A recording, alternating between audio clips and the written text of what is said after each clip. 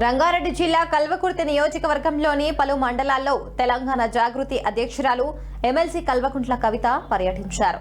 ఈ పర్యటనలో భాగంగా మొదటగా మైసికండి అమ్మవారిని దర్శించుకుని ప్రత్యేక పూజలు చేశారు. అనంతరం ఆమన్గల్ మున్సిపాలిటీ పరిధిలోని గుర్రంగుట్ట కాలనీలో డంపింగ్ యార్డ్ను పరిశీలించారు.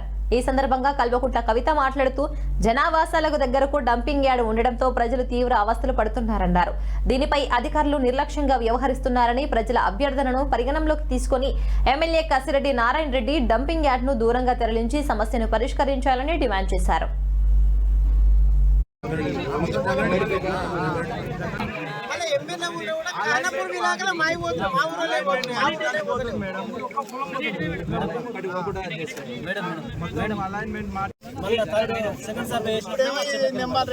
ఫైనల్ సర్వే చేసినా మళ్ళీ ఊరి దగ్గరికి వెళ్ళి గవర్నమెంట్ ల్యాండ్ లోనే ఉంది. రైతులు ఆల్రెడీ యాక్సెప్ట్ చేసినారు. దానికి మొదటిసారి సర్వేది కేసీఆర్ దానికి రైతులు మొత్తం బిల్కుల్ యాక్సెప్ట్ చేసినారు. చాలా మంది గవర్నమెంట్ ల్యాండ్ లో ఉంటుంది.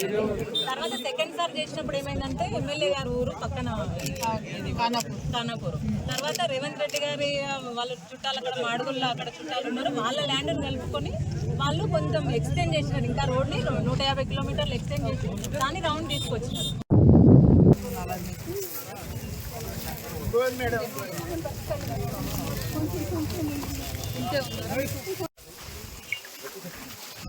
ఇంకా మీకు అన్ని చక్కగా చిన్న చిన్న